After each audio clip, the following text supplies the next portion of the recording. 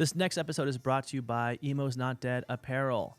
Our first revival tour did so incredible and you guys loved it that we wanted to bring it back, but in different designs. This is my Chihuahua hanging out with a pack of wolves. Check out this one. It says Emo's Not Dead, I think. I can't quite read it. Look how that skeleton rides that horse. You can find all this and more at emosnotdead.com. Thanks for supporting our brand. It's because of you guys that we can survive. We're in a shitty garage right now. It's not even my garage. So if you buy the merch, we can do this again. I don't know if they're going to put this in there on this ad read, but we need you right now. She's my red light kisser, we have quite an episode for you guys today because we have Luke Holland is in the house, everybody. Give it up. Let's go. First of all, when Gavin and I were doing research on you, Gavin brought to my attention, which I didn't know this because wait, take it back. Where did we meet? This is actually a really good question. I was thinking about this on the drive over here. I just remember the last time that we saw each other, but I'm trying to think when we met each other. Yeah, do neither of us remember? Bro, I don't know.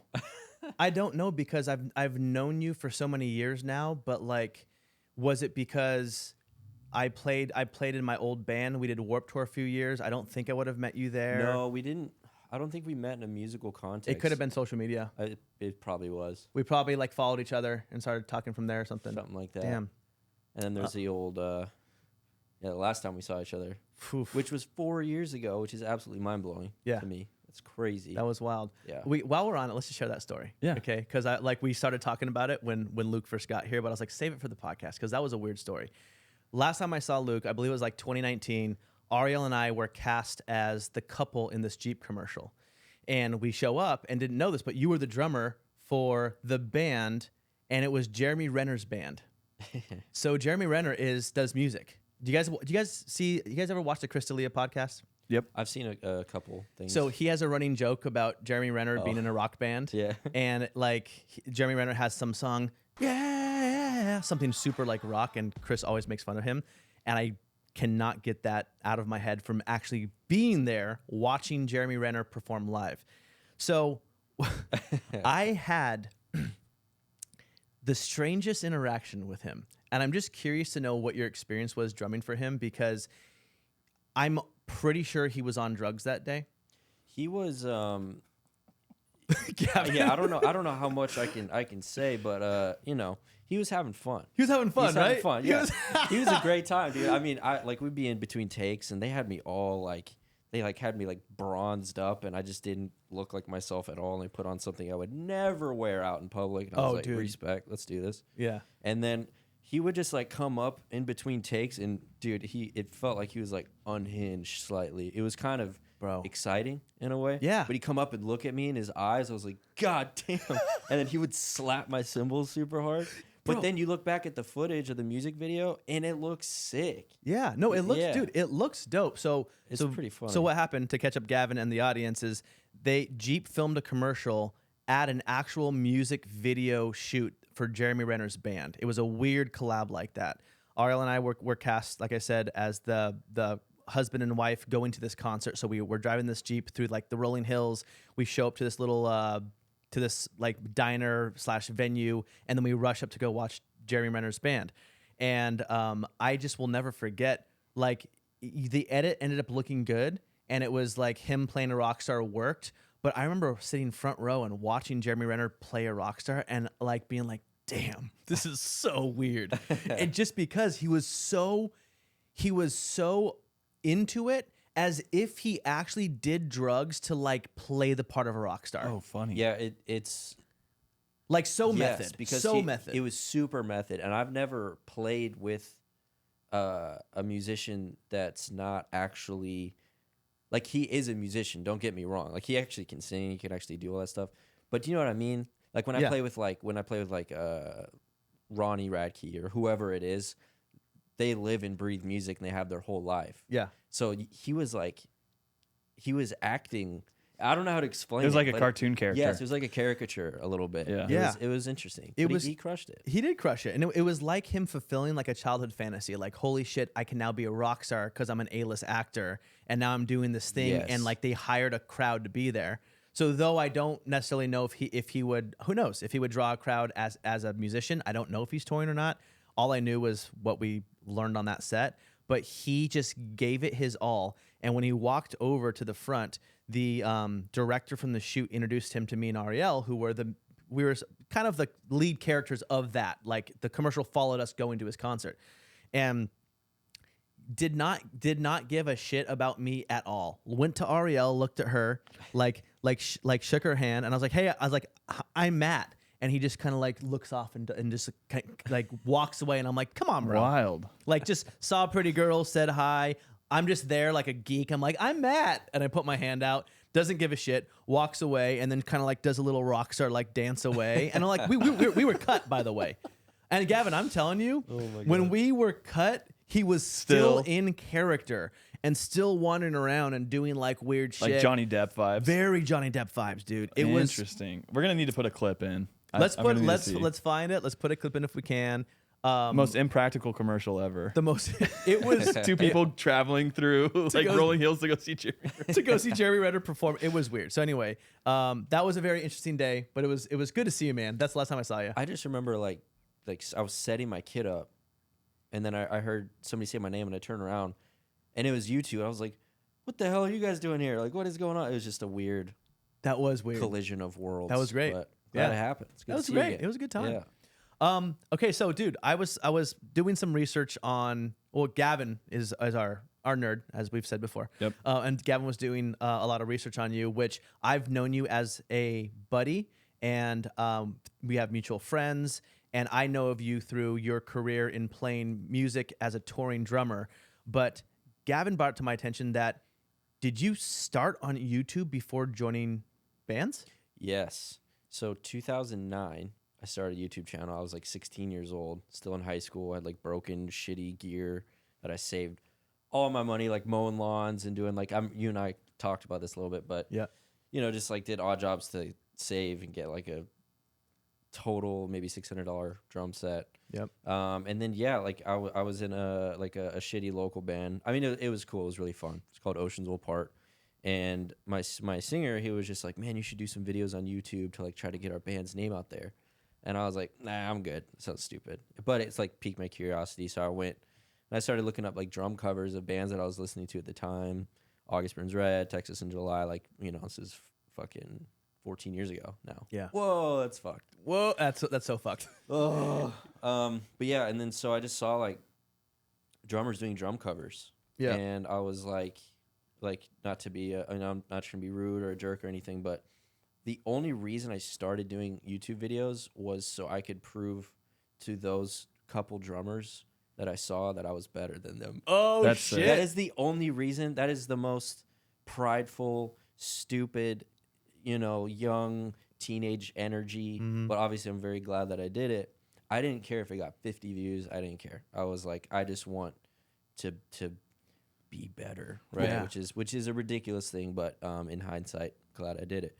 But yeah, and then I think Now, quick question on that. Yeah. Were the drummers that you were trying to one up, were those also drummers that were on YouTube doing videos, or was it drummers in bands? they were in bands. So like Got it. this was pretty much uncharted territory at this point. Okay. Like nobody, I mean, I must have found 10 to 20 different drummers that were doing this like total.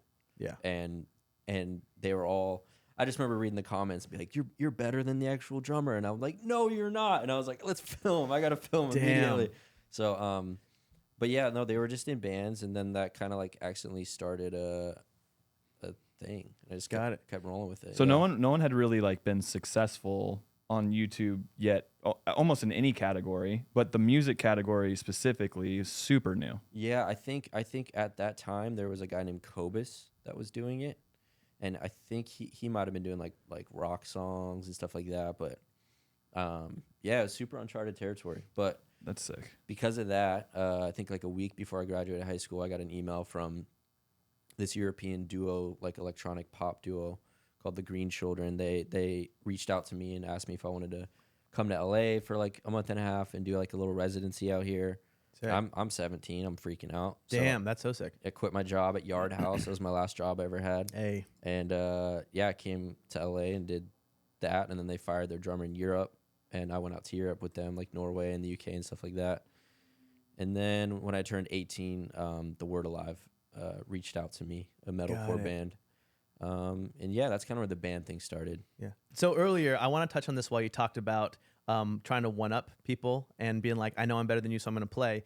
In 2013, Alternative Press, was it 2013, Gavin? 2013, Alternative Press named you as, you placed third as Drummer of the Year. Oh, yeah. I don't know if you remember this. I do. And we looked it up, and the number one drummer was the drummer from Pierce the Veil? No, Mike Fuentes was number 2. Mike Fuentes was number 2. Number 1 was, I bet you, do you remember who number 1 was? I want to say, this happened a couple years. It might have been Black Veil Bride's It drummer. was Christian Coma. So my question is, are you better than those guys?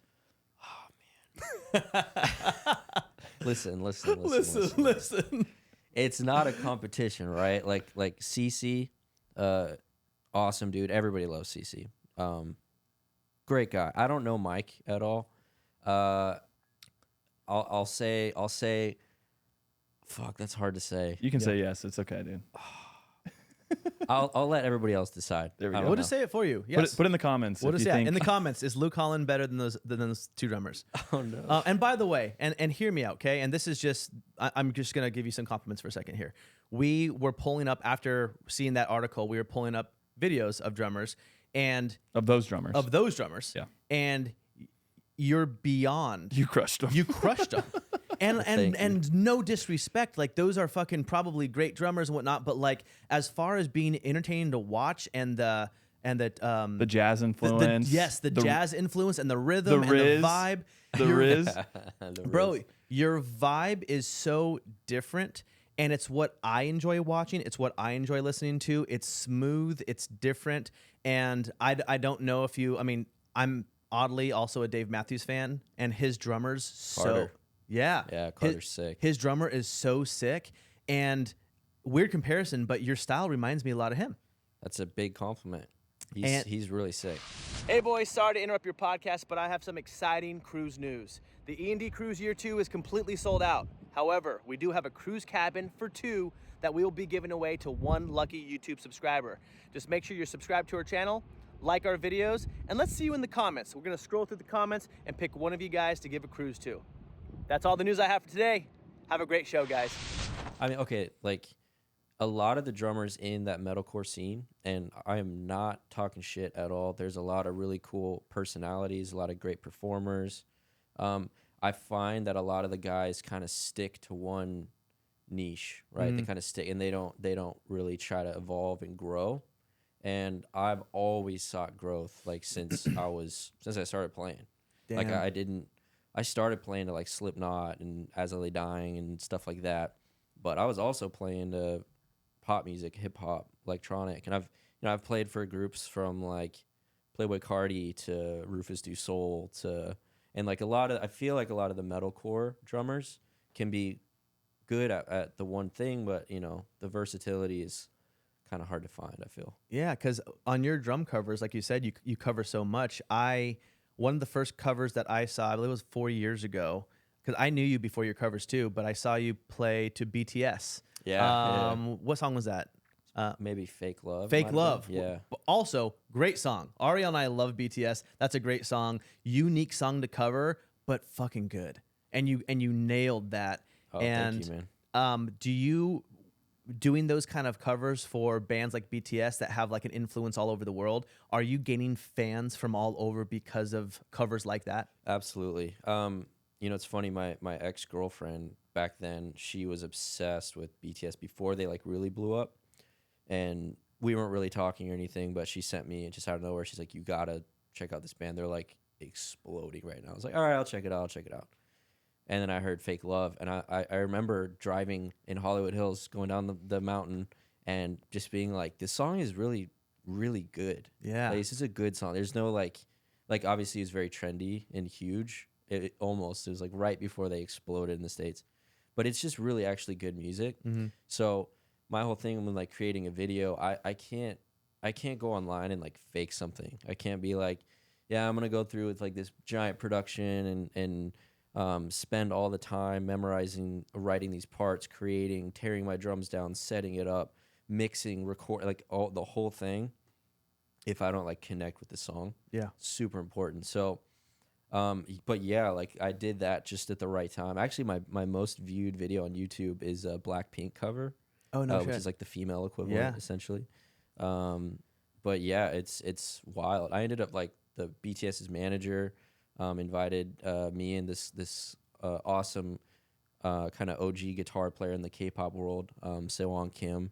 We flew out to. I met BTS's management. We stayed in like the same hotel as them, and it was wild to see their power kind of behind Damn. the scenes. You Damn. know, pretty sick. Pretty And sick. then where are they from again? They're from South Korea. They're South Korea. Yeah. Do you have? I noticed that you do. I've seen you fly out. I'm not sure exactly which Asian countries, but where do you have your biggest audience? Because I do see you play some fairly large shows outside of the States. Where is that? Yeah, I think there was I think 2018, 2019 in particular, I was doing solo tours out in Asia a lot. Yeah. And it was really cool. People are like, solo tour, what is that like for a drummer? I'm just going, I'm taking a laptop and I'm playing the tracks, and I'm playing a lot of the like popular videos on my YouTube channel, from like the Skrillex cinema stuff to the BTS, Blackpink, just kind of the Jason Richardson super technical metal stuff. It was a really cool experience. We set a bunch of really weird world records. I was like the first American to do a Billboard Vietnam interview ever, and Oh, like no all this shit. crazy shit.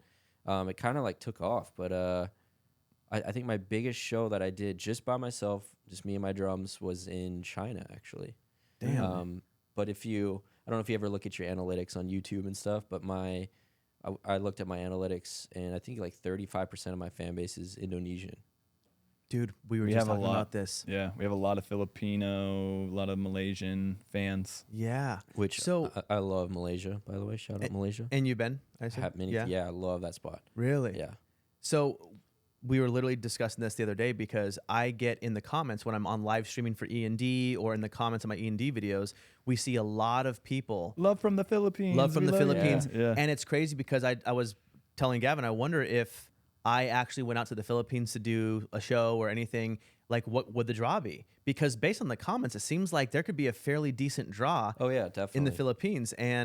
But I wonder who brought that music and that culture over to them, because they are emo music fans. Yeah. They're emo pop punk. They like the scene music. And do you have any clue why or where that came from? I don't, to be honest with you. I just know that it is very prevalent. Like, Yeah. Like I remember, and actually you could ask Telly about this later tonight, but I remember when we first landed in Manila, we get off the plane, and there's like this dude in this super sick suit right outside the plane with like bodyguards and stuff to escort us through the airport. We had no idea what we were getting ourselves into. We played this festival, and like they escort us to the airport, and the entire everyone, it's like we were like Bieber or something, and like people were like employees sprinting next to us, like trying to take selfies, and they're all like, and I was like, what is going on here? Damn. It was And just wait, like who are you with? Was it when you were just drumming? This was with Word Alive. Oh, So with this Word was Alive. this was like 8 years ago. Damn. now. Bringing it back to YouTube, I want to make sure we cover this, because I was kind of surprised at how much production goes into your videos, and it sounds like you're responsible for a lot. Would you mind breaking down like what your process is? Yeah, definitely. I think, especially in my early days, I was just talking about this with my roommate Elmo on a podcast, but I'm super thankful to have so many people that worked for me that were like, they wanted to achieve something also. Like that, this was never for money. It was never like, oh, we gotta, because first of all, monetizing things didn't even exist back then. It was like, let's create an empire together, and it was just really cool. It was very passion driven. But I really feel like a huge reason why my channel exploded back in the day was because we were doing productions that were nobody was doing it yet. Like, like we're doing drone shots and things like that when like nobody was doing it. It was very cinematic. And if you look at any of the other drummers back then, it's just like a tripod on a thing, But so I had these like super talented guys. I feel like the longest running chunk during that time was a guy named Cameron Mizell, who, wrote and recorded like Memphis Mayfire, Sleeping with Sirens, Woe Is Me. He did one of the Word Alive albums, but him and we lived 10 minutes from each other, so ended up becoming really good friends. So he did the audio for my videos. So we kind of just like, honestly, like shitting on a lot of the audio quality that was out at the time. And then my boy Jeremy Tremp did the video. Just absolutely talented, super, just great eye for everything. So yeah, I mean, it's just like, it's pretty straightforward. If I'm playing a song where I know it's note for note, I'm gonna play the exact same thing every take, which is sometimes difficult to do. Then we can get creative with it, because I know if I'm gonna play the same fill here, we can be like, all right, cut, and then film it from a different angle.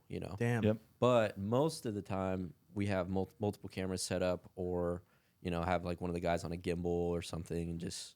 I mean, dude, your content is so elevated for drum covers, and like you said, you have your drone shots, you have your beautiful like cinematic shots, and we just watched your thriller video, and like, fuck yeah, dude, the production value there of you walking out and like being the fucking character, and like it's just sick, and like I've been in the influencer world for a long time where content is king, and like you are just the king of that content, which is why like it's a no-brainer why you have over 650,000 subs or something. And yeah, dude, the variety is sick too. I mean, I remember seeing the cinema cover back when I was in college, and I was going to U of O at the time, and I remember, EDM just sucked all the air out of the room when it came to metalcore and post-hardcore. Yep. All my friends went to dubstep, and I was just like, there's nothing left for me, and then I stumble on your drum video of cinema, and I'm like,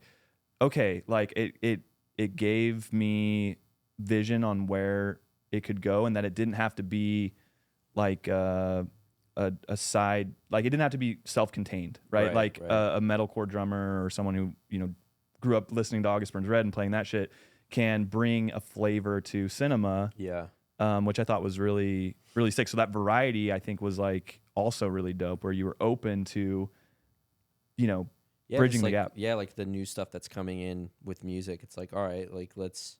The most dangerous thing you can do as a creator or anybody in like social media, if that's your thing, is, I don't know, just give up or like succumb. Just be like, I'm not gonna like adapt with the times.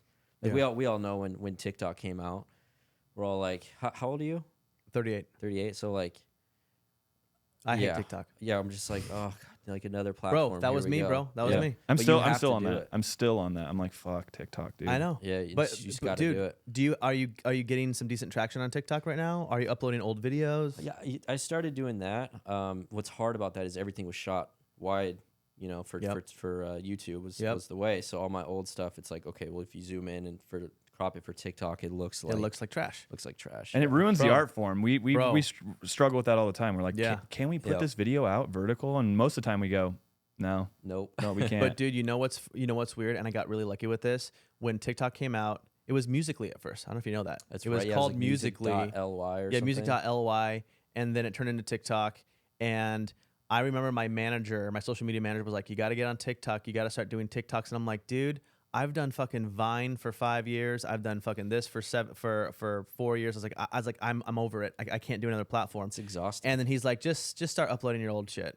And I literally started just uploading all my old shit, and got to like, I'm at like 1.6 million on TikTok from old content. Yeah. Like, you don't get luckier than that. Yeah, it's awesome. And finding new fans from it. So I don't know how much you're posting, but dude, take all your fucking videos, and even if it looks like shit on TikTok, just fucking upload them. Yeah, just do it, because we did it with the Emo's Not Dead series, or the Fell Emo Might Delete series, and it's crushing. It's crushing on E.N.Ds. 160K followers in less than 2 months. Oh, that's great. And so it's. I mean, that's like perfect. Like what all that stuff is like perfect for TikTok. It's like quick, it's engaging, it's funny, and like people are like, oh, I know I'm gonna see something like this again the next time they upload. That's perfect. Like, it's gold. Yeah, the series is definitely working there, which is great. So when Gavin mentioned earlier about that time when EDM sucked out what'd you say? It sucked the air out of the music room. Yeah. And there was a solid decade of just alt music was just the fucking trash, and people weren't coming out with good songs. There wasn't much, like a bunch of bands broke up, bands weren't touring anymore.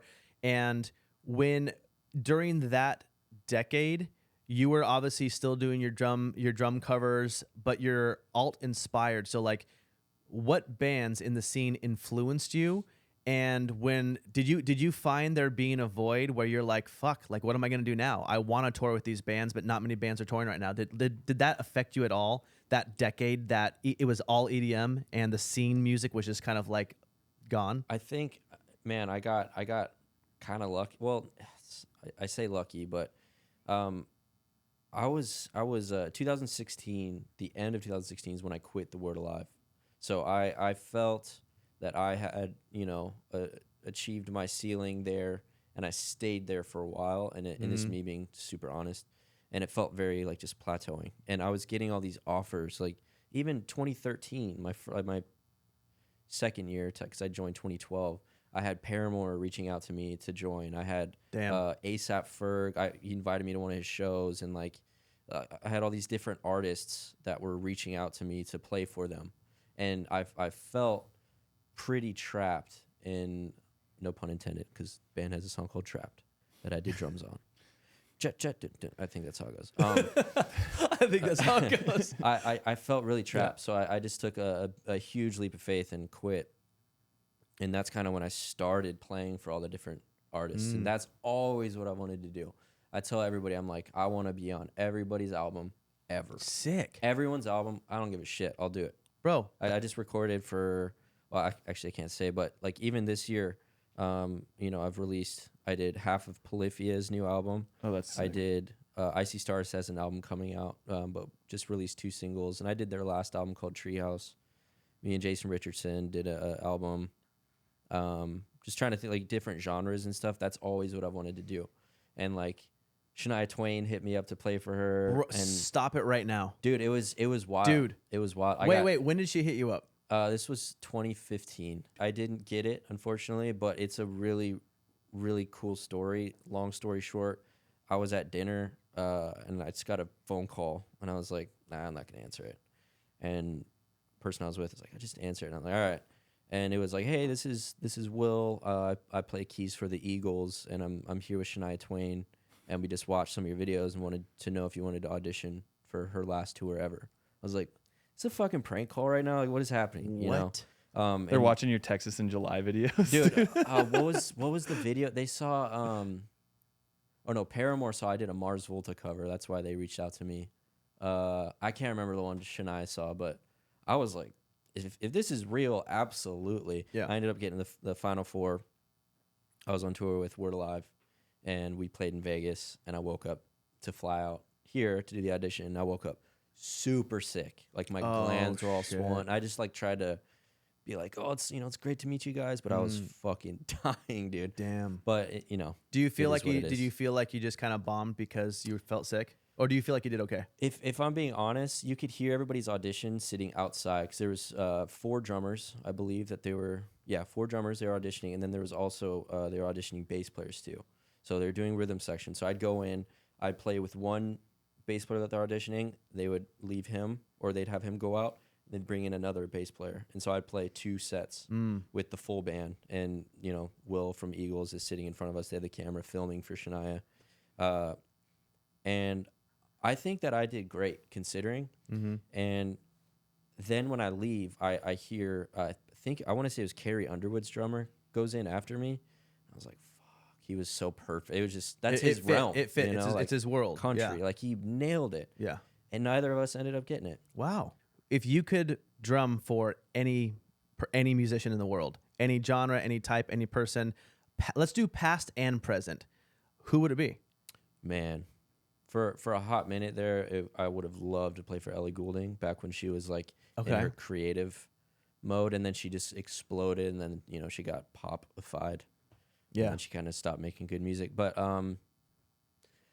I've always been just a huge fan of Drake and The Weeknd since like 2010, 2011. Take Care era is when I first started listening to Drake, and then like I want to say the third part of Trilogy. I don't remember, but huge fans of both of them. Shout out Ricky Lewis, who plays for The Weeknd now. So I gotta ask a question on this, because I guess when I'm at a Drake concert, I'm not paying attention to the backline, right? The drums, and like you're watching Drake and he's forefront. So what would it be, obviously it'd be exciting to drum for Drake because it's Drake and you're playing arenas, but like, is it exciting as a drummer for you to, I mean, how do you drum to Drake? Does that make sense? So it makes total sense. This is for dummies here because I'm not a drummer, but like how would you drum for Drake to where it's exciting because he's a hip hop artist? Yeah, well, I want to venture off to say I don't think he even has a live band, maybe ever. Got it. I could be wrong. There's certain artists like Bieber, you know, he has Devin Taylor sticks. He has like the full band that plays with him. Yeah. But, you know, with artists like Drake is coming out by himself and that's all he needs, you know? Yeah. And I don't know if he's ever had a live band, but I think for me, it would just be like playing the songs that I love so much. That would be fire. Would be just so amazing. Yeah. Even if I'm playing whatever like it a is, trap like, beat or yeah, something. which would be all it would be. I would be so stoked. That would be sick. I remember seeing Kid Cudi in 2011. It was the first time I ever saw, because I'm a hip hop nerd too.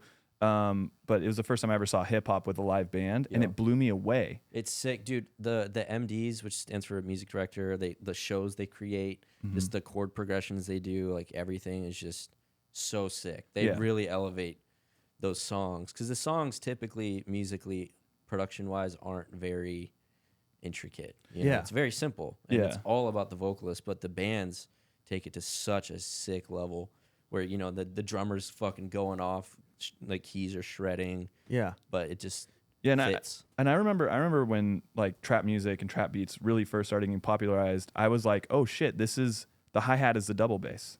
And I remember just like having a moment where I made a connection to like metal drumming and what trap was doing, and I was like, this is the same thing. And then all my white friends started doing like hip hop production, coming from a metal background. I was like, oh, I wonder how much influence this actually has in the hip hop world coming from metal. There's a lot of similarities for sure.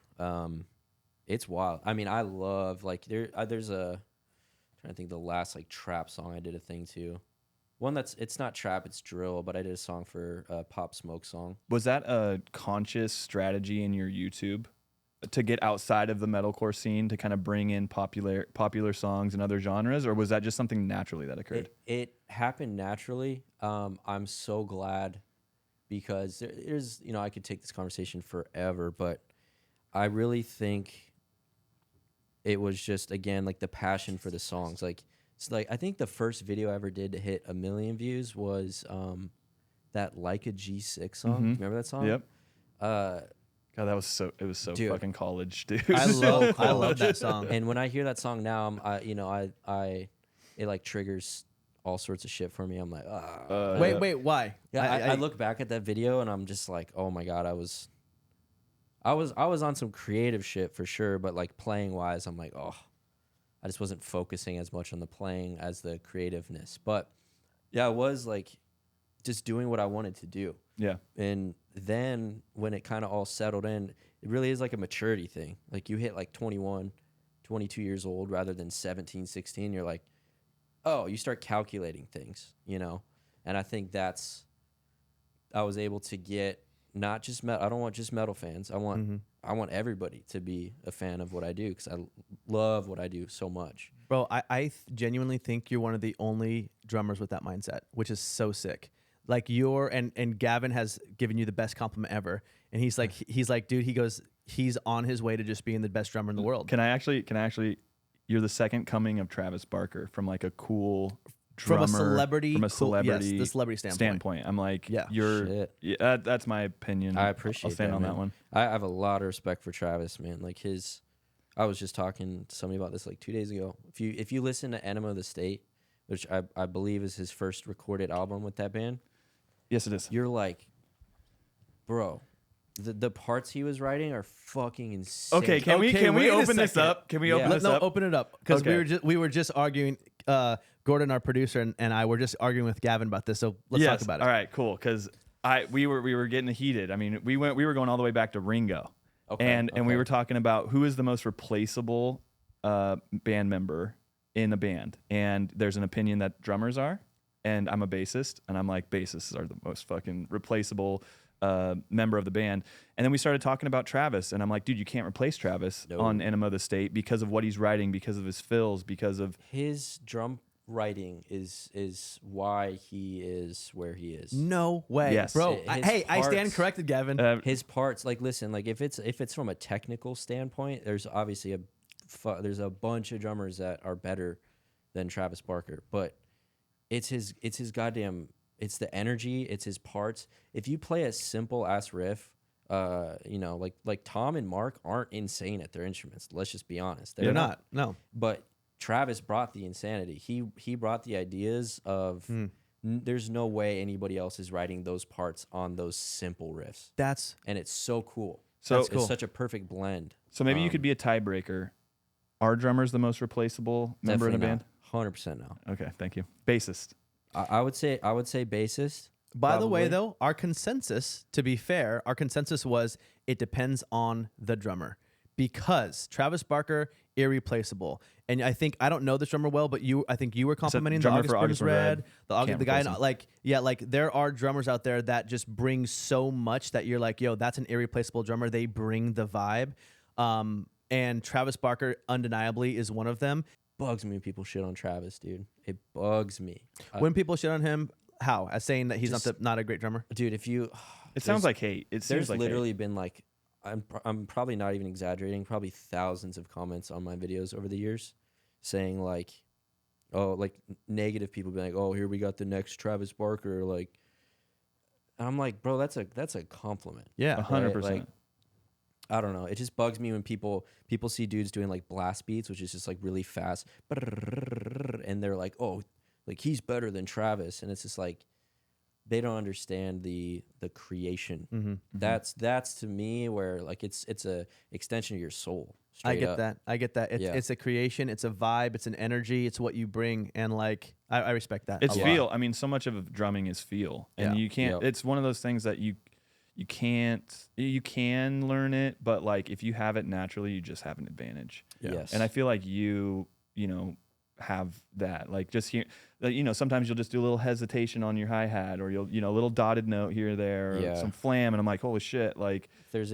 any drummers watching, something I've learned over the years since my OG YouTube days is how valuable space is in phrasing. Yeah. Space is everything. Bro, you can feel, you see it, and it changes the feeling. also it Yes. fucking looks cool, and it gives you the opportunity to put a little riz in your stick. You know I what love mean? nothing more than jamming out and vibing so hard you flip the sticks, and oh, it's so good.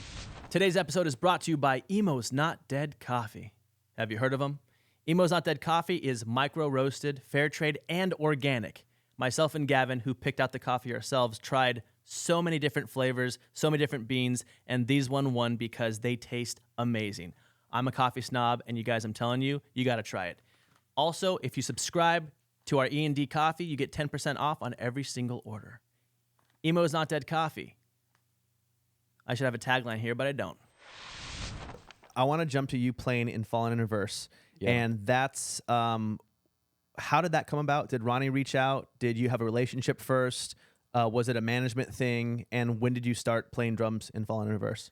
Yeah, so let's see. I think it was right when I moved to LA, 2018. He reached out to me. Actually, I could be wrong on that time. Doesn't matter. He reached out to me to do a song. It's called Losing My Mind or Losing My Life, one of those songs. And I did drums on it. He brought his whole posse. We never met in person before. He brought like his posse to the studio. And I one-taked it from the beginning to the end, just like No warm up. no warm up, just nailed it. Nice. Like as soon, and he was like really really excited and was like, Sick. "This is you're fucking crazy, bro. This is well." And I was like, "Thank you." Before that, he had reached out to me multiple times, but I was just busy. Like when I was diving into playing with like the Playboy Cardi stuff, and then I was supposed to do a tour with Lil Uzi Vert. Which was sick because I was going to play one song with Playboy Cardi. He was direct support, and 21 Savage was opening, which is wild to think about. But I was going to play a track with Cardi, and then it was like 17-song Uzi set. Halfway in between, they wanted me to write a drum solo for Uzi's wardrobe change. And it was sick. I ended up canceling a tour with Jason Richardson and I said no to Ronnie. I was like, sorry, you know, I've got this thing. And then Uzi cancels the tour like a few days before it, and I was so bummed. Is Uzi doing arenas? I have no idea, to be honest with you. He does big shows. Yeah, I just don't know. I don't know if he's an arena act right now. Yeah. So I don't know if you saw this, but recently Paramore brought Lil Uzi Vert I did see out, that, and it was very confusing. It was very awkward, really confusing. I was reading the comments and like no hate on Lil Uzi Vert. I don't put him on. I don't listen. I don't know much about him, but definitely a weird play for Paramore and for Paramore fans to be watching Haley and then her be like, now I'll bring out Lil Uzi Vert to sing my most famous song. That was just weird. Yeah, do you guys agree? It's bizarre for sure. I think Uzi, he has such a wide reach. He has like the goofy fans, like because he's a goofy dude. Yeah. He really is. Like it's funny because he's like shredded and like he'll jump off of 25-foot things into the crowd. Like he's out of his mind. Yeah. But he's also like super shy and goofy and like he kind of crossed. He was in that when him and Juice WRLD and like those guys were doing.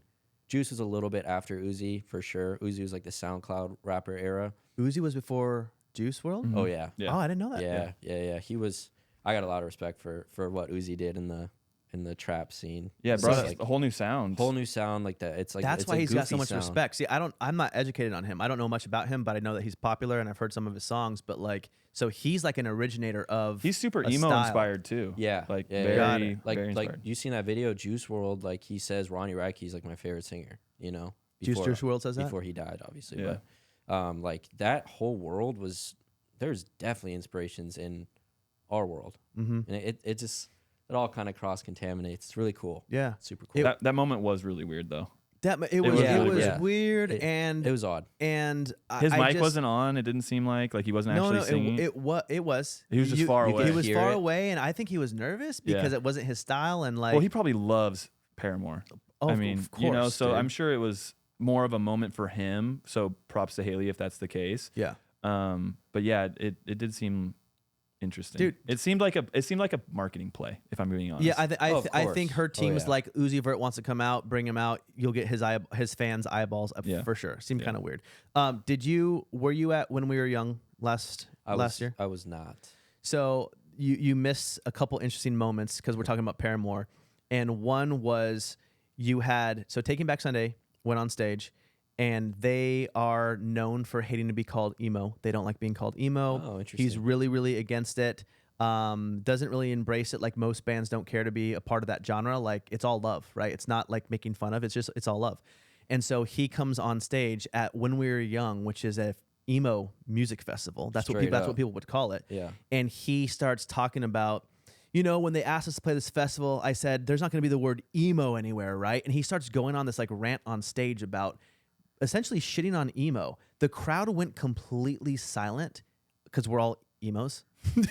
And everyone's just watching Take It Back Sunday, one of our favorite bands, just kind of shitting on it. And we're like, man, that's kind of sucks that he hates the word emo so much because we all embrace it. And we all Yeah. like it. And it's part of our culture. And we all grew up in it. And we like emo music, whatever.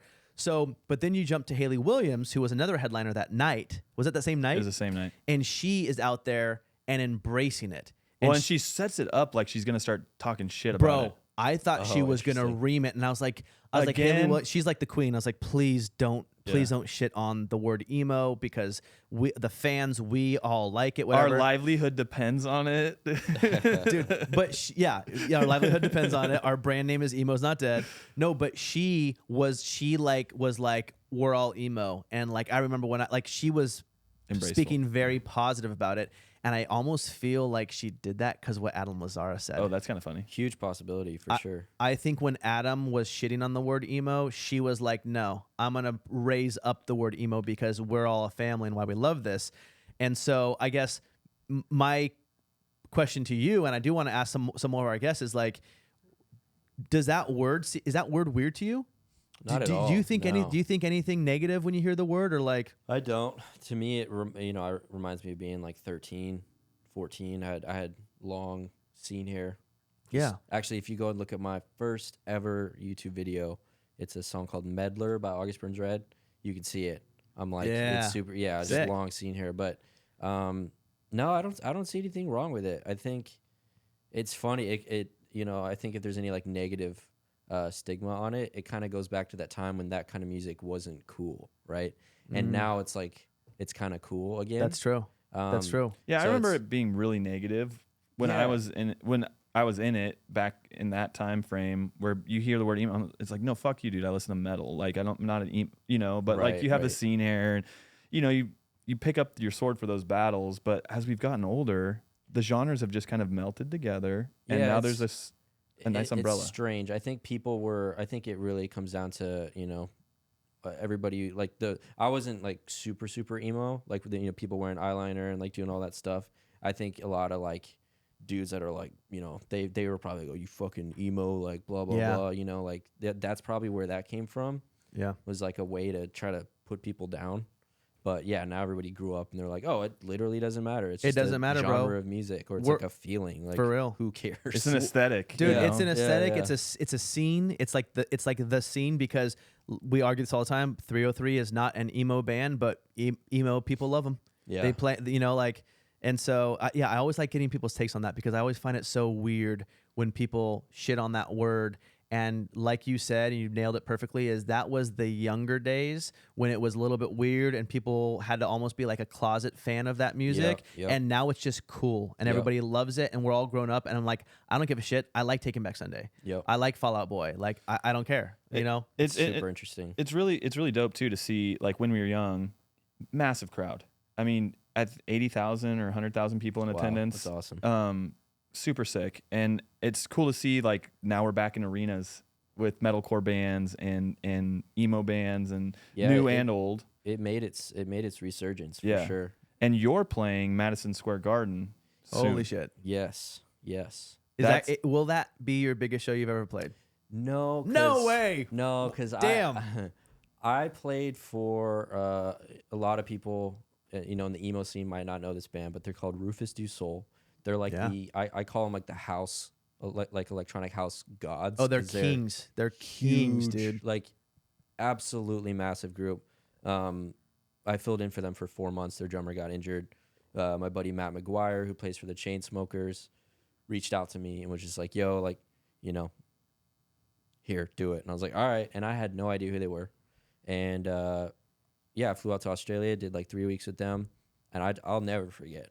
Like, we did the Sydney City Hall, I want to say. We rented out for rehearsal because they have a gigantic, insane light show. Like, Yeah. way beyond anything that anybody in our scene does, because it's absurdly sick. And they couldn't use it yet because, you know, you can't do it in the City Hall.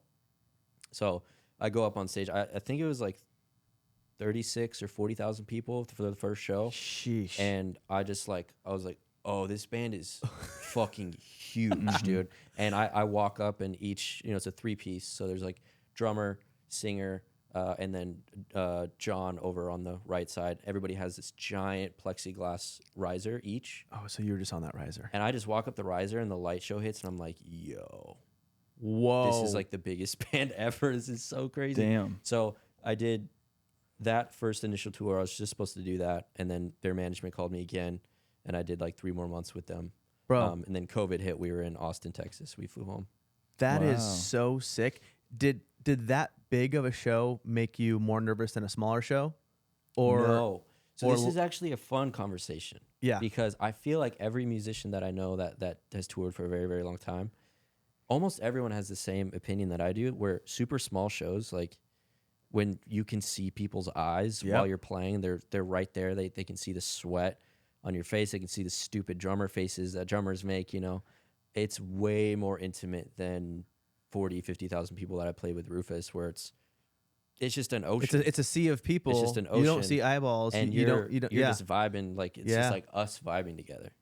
You know? I'm gonna have to agree with you. So the Slam Dunk Music Festival was the biggest festival that I've ever played in my old band.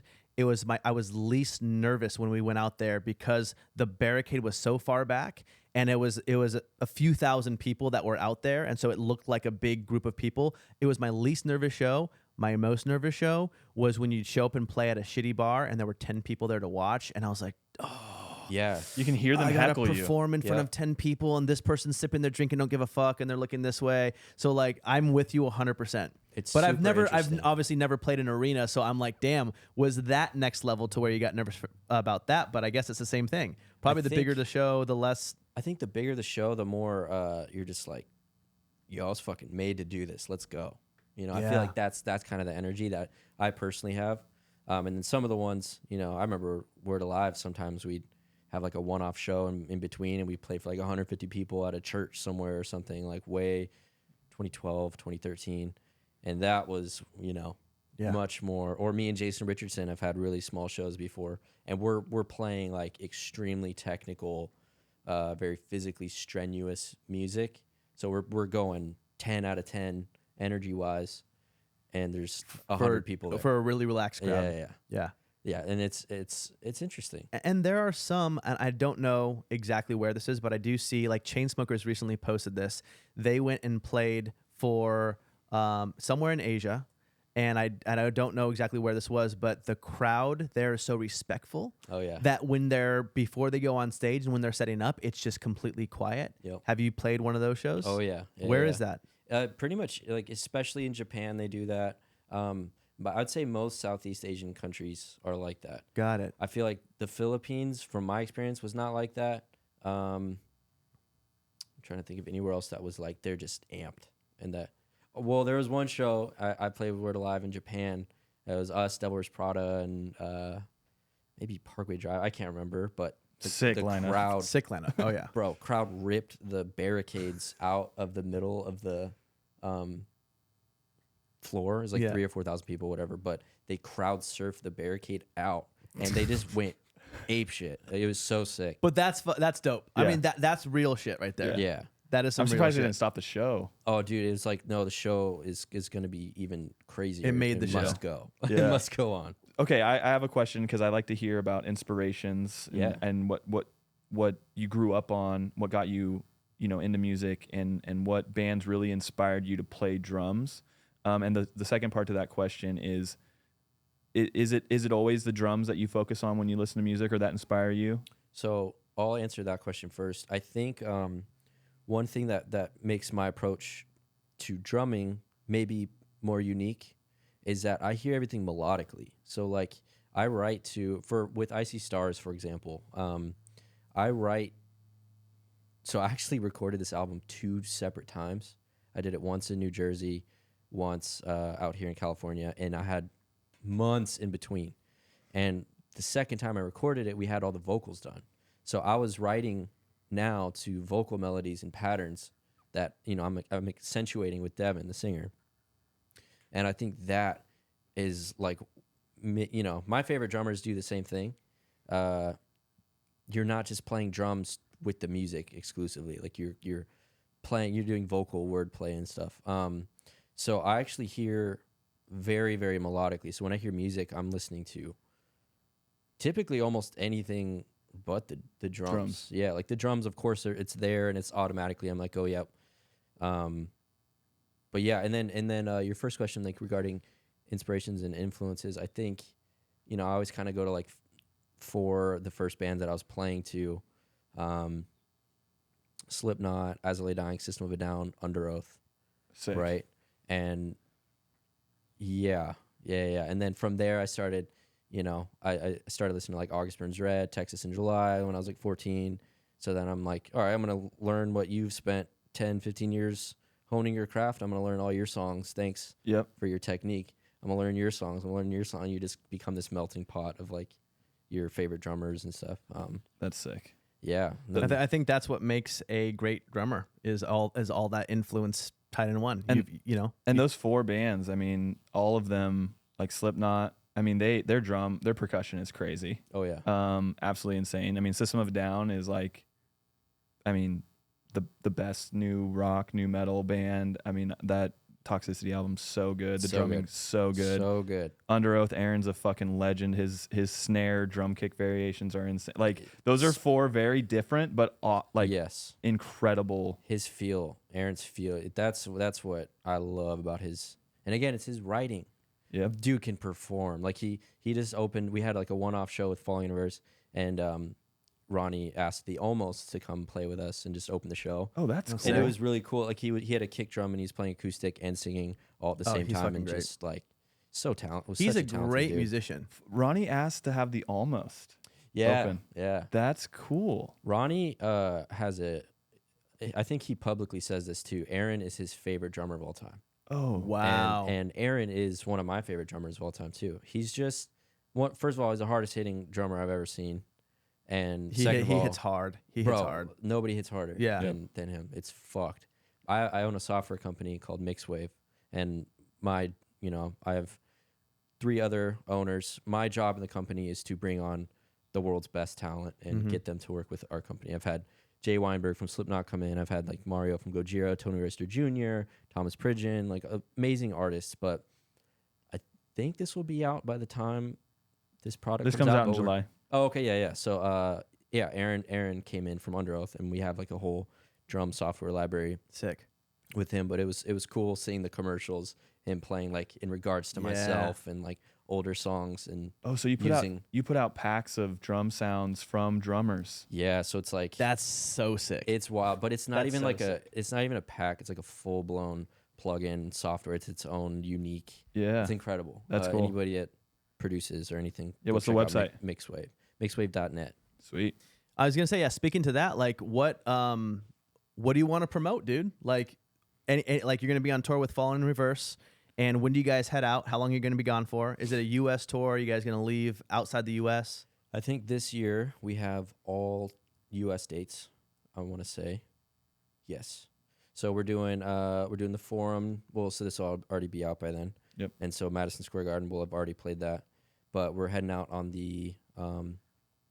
We have a headliner with Iceland Kills, and then other bands are like swapping in and out. So like Under Oath's playing some of it, Crown the Empire, Slaughter to Prevail. I can't think of the other band names right now, but gonna be sick. Hell And yeah. I'm doing drum lessons on that tour as well. So I'll do up to 10 people at a time. Sick. It's an hour long. It's like a meet and greet. Also, it's really relaxed, and not to toot my own horn, but I'm a really good teacher as well. So I like watching people grow, and I Yeah. love like meeting my fans like face to face and just seeing who they are. It's really Where are fun. you gonna teach them on tour? In a bus or like? So we're fortunate enough to do like the arena shows and stuff. So the actual venues themselves are huge, right? So there's yeah. so many empty rooms and stuff. So my drum tech, shout out Matt Horn. What's up, Matt Horn? Matt Horn. We love you, buddy. We love you. He'll go and find like an empty room. He'll set up like I have like a little practice kit, Okay. and then and he just goes grabs the Cool. students, and it's a great time. And Have you ever considered a master class on drumming? I have done certain things. It's mostly been like not like a full blown thing. There's a guy named Matt Garska, plays for Animals as Leaders, one of my favorite drummers. He actually just put out something like that. He's really well geared towards that kind of stuff. Yeah. I feel. Yeah. He's You a don't want to machine. you don't want to compete with that. No. But yeah, other than that, YouTube's still crushing. I mean, you're gonna keep putting out videos. I actually put out a video today. Cool. Kind of forgot, with a guy named Ichika over in Japan. He's an he's like the most beautiful guitar player I've ever heard. I think I know who that is. Yep. Yeah, And he is so dope. it's insane. Like he's so incredible. Yeah. But we did 2 songs together. The World is Still Beautiful, and then the song I put out today is called Awakening, and then we're releasing like an original soon. I think it's gonna be called Moonfall. We'll see. Okay.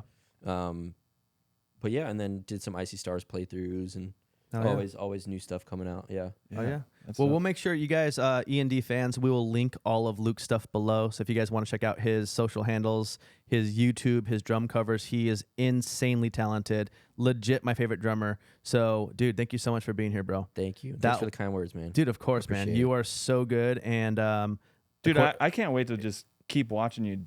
I mean, you're 30. You still have Almost, so dude. much time. you have dude. 5 years weeks. left, man. 2 weeks. I got You got 2 2 weeks weeks. till You I'm got, you got 30. 2 weeks left. I have 2 weeks of my 20s left. Oh. 2 weeks. Oh, wait, in 2 weeks you're gonna be 30? Yeah. Yeah. Damn, bro. No, actually, I'm excited. About It's not that Yeah, bad. it's not bad. It's not gonna be bad. good. It's gonna be good. I'm freaking out because I'm a couple years from hitting that 4-0. Yeah. That one that hurts. Well, you're killing it. That hurts. You're killing it. But thank you, man. And Yeah. and honestly, I feel good about where I am in life. I really do. So it's not like that, but it is strange. Getting older is kind of weird. 30s are the new 20s, dude. That's true. Like when I was growing up, I remember people thinking 30 was dead. Like, Yeah. I remember my mom turning 30 and she was just like, "Ah." Yeah. But it's now it's we eat The healthy. way of life has changed a lot. yeah. It has changed a lot. No, Like, it really people has. can't get a house now until their 30s, so it's like Yep. It's true. it's like that's when you That's when you start life, kind of Yeah, in yeah. a weird way. It's really interesting. Hell yeah. Well, ladies and gentlemen, give it up for Luke Holland one more time. Luke Holland, we love you, buddy. Thank you so much. You guys, check it out. Luke Holland is here. We got all the info in the bio. Much love. Emo's not dead.